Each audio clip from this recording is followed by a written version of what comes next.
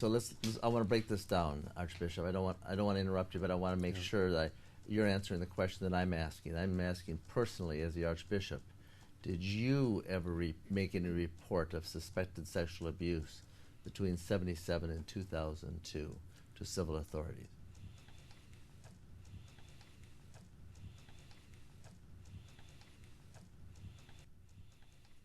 Yeah, I can't recall ever doing so personally.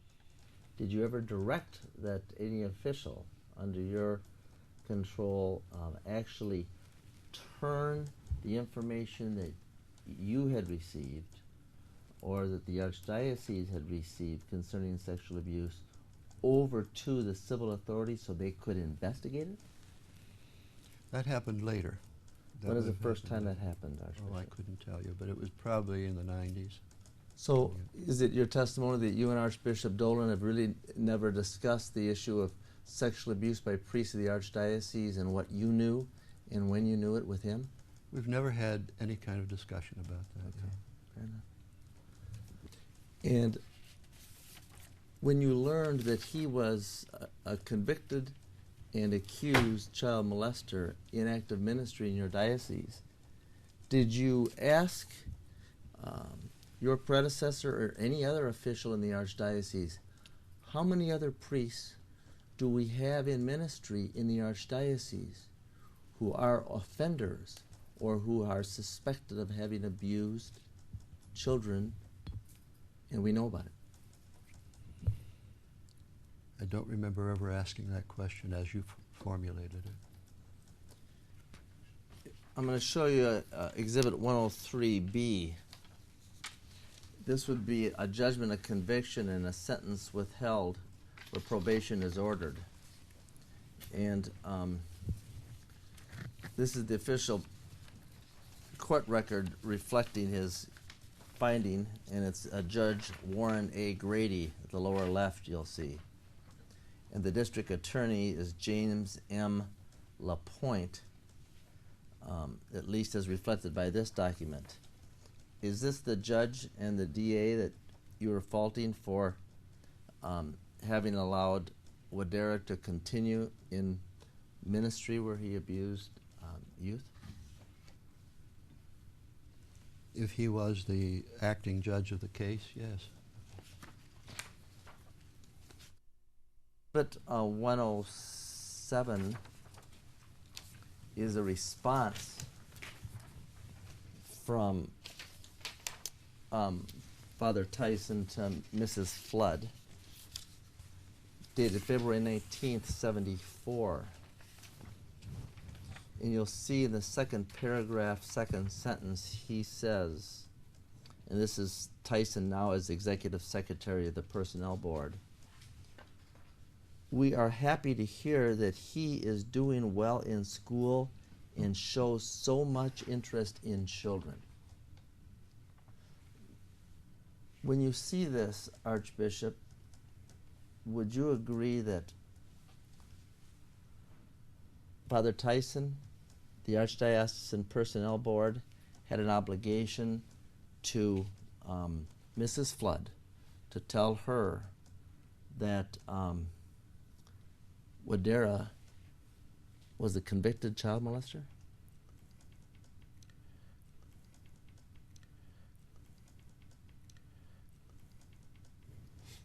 I don't know if it was necessary to tell Mrs. what was her name, Flood? Yeah. But I certainly do think that somebody, probably the probation officer, should have been alerted to this. In all of these cases where priests offended children and they were sent for treatment on your watch,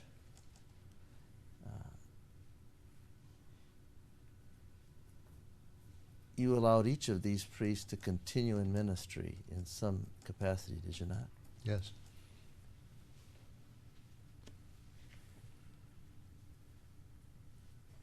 Before 1992, is it fair to say then, Archbishop, that the practice was to put the priests in ministry, back in ministry, either a parish or a chaplaincy, and not tell the laity? That you knew that he was an offender? I would say that was the practice. Yes. Yeah, I think that's one issue, and I think that's, you know, that's real. But what is also evident here, wouldn't you agree, is that all of the energy is given to the protection of Father Wojda and the reputation of the Archdiocese at the peril of the children.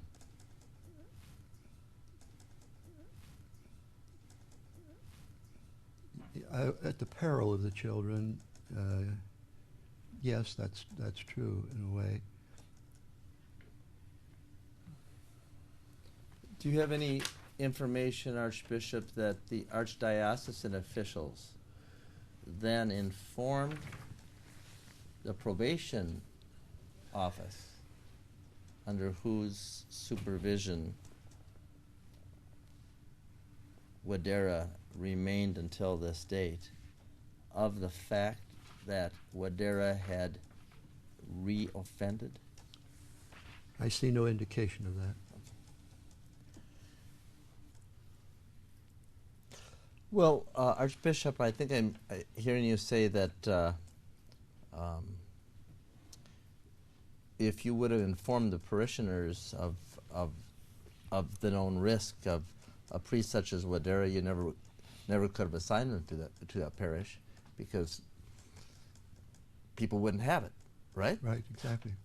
And so what the practice was to not tell the people and assign them, hoping that they would not reoffend, correct? Hope is a too modest a word. Let's making the choice to take the risk that they won't reoffend.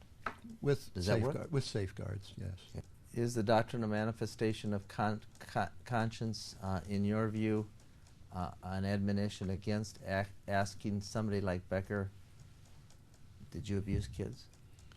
Yes, it would be. He would not have to have answered that in the affirmative to his bishop.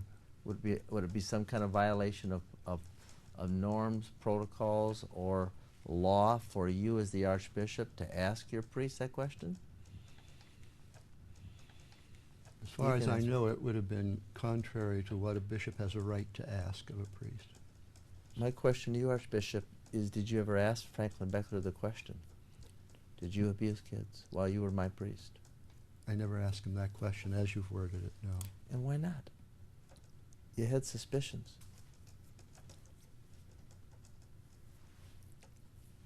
Yes, but it's like asking all kinds of questions of people. Do you have a right to ask them or don't you? I didn't think I had the right to pose a question that way.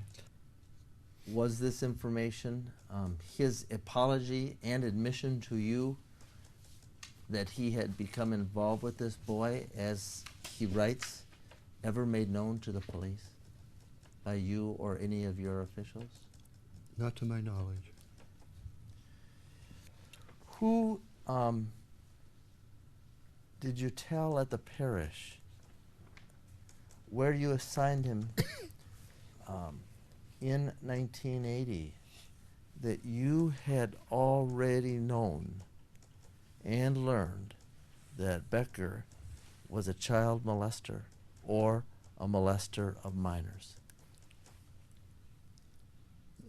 I can't recall that I ever told anybody in the parish this. And in 1980, I don't think it would have been done. Hindsight is easy, knowing how he turned out.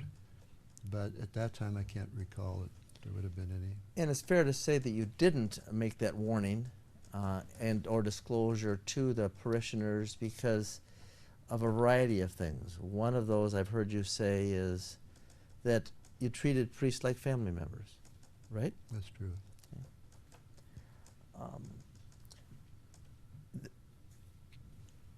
Then beyond that whole family dynamic that you described, treating Father Becker as a family member, a member of your family, not just of faith, but like blood, what other explanation do you have for not having told the people at the parish that this guy is a molester?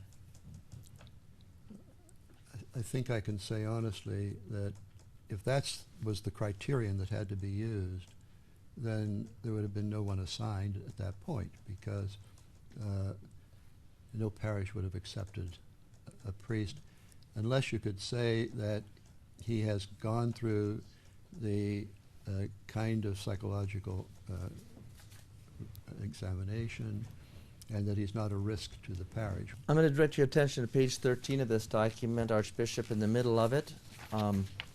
At the fourth paragraph down and the second sentence, it reads, page 13, fourth paragraph, middle, it reads, it further suggests that there is a high likelihood that he will continue to act out sexually, especially with adolescent males, if given the opportunity. So this expert retained by the Archdiocese is telling you and other officials this guy is going to continue to commit crimes against youth, right? Right. And it is also correct to say that you and the officials of the Archdiocese continued him in ministry without warning the parishioners and the parents of the youth that he was continuing to be at risk for offending. That's true. On August 29, 1992, I gave tentative approval to Tom Trepanier for utilizing Franklin Becker as a weekend help out at Cascade. When approval was given to Tom Trepanier by you and the Chancellor for Becker to work as a weekend priest at Cascade, was any warning given to the parishioners that Becker had a long history of molestation and that the Archdiocese had known it? I do not know. Okay. Exhibit 327.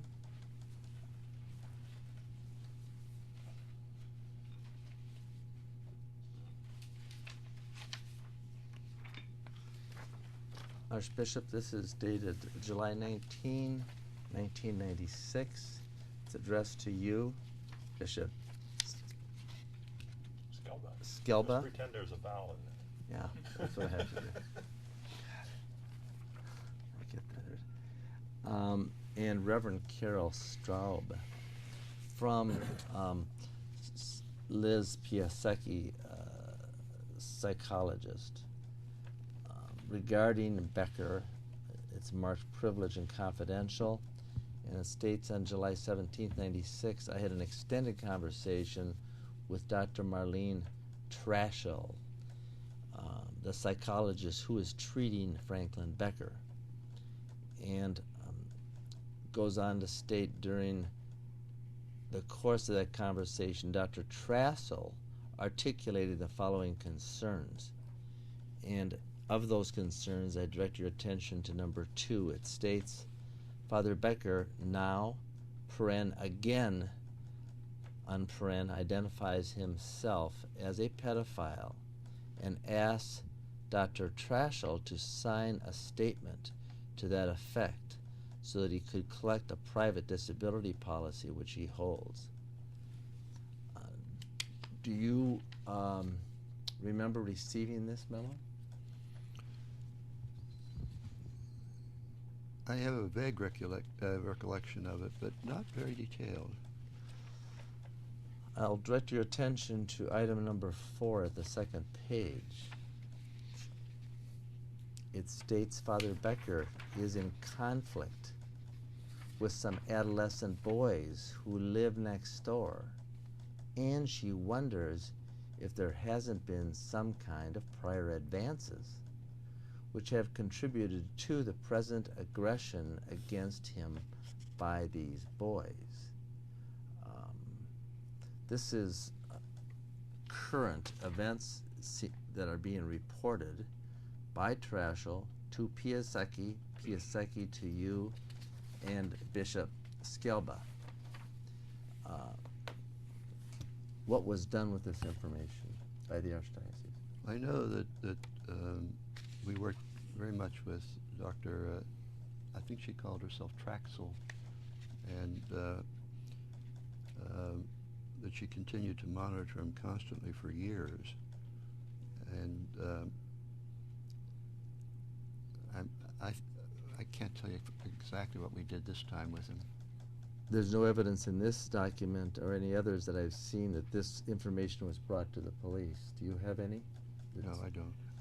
The next item, number 5, says she believes Father Becker may be in possession of child pornography in his home. You're aware that an adult abusing a teenager is a crime, correct? Yes. You're also aware that possession of child pornography is also a crime. Yes. This is an article that appeared in the New York Times, June 1st, 2002. Okay. And the second paragraph, the second sentence says, you write, I know, and I'm sure you do too, that the church, to be authentic, must be a community that heals. Those were your words? Yes. Then you write, but I also know that you do too, that there is no healing unless it is based on truth. Do you believe that?